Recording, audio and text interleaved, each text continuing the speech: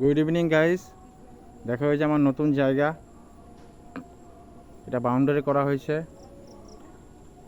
এইসব জায়গা দেখো গাইস, এই যে কোণার থেকে দেখো, এইদিকে ফুল গাছ আছে, কয়েক রকমের ফুল গাছ। এখানে যে মিষ্টি কুমড়, এখানে আছে ঢেঁড়স, তারপরে এখানে গাইস ডাটা গাছ, এই যে মধু ফল আছে।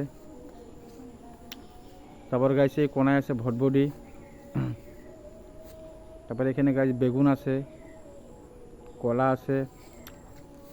এটা নতুন জায়গা গাইস, এই যেগুলো বানানো হয়েছে এখনো ইউজ করা হয়নি।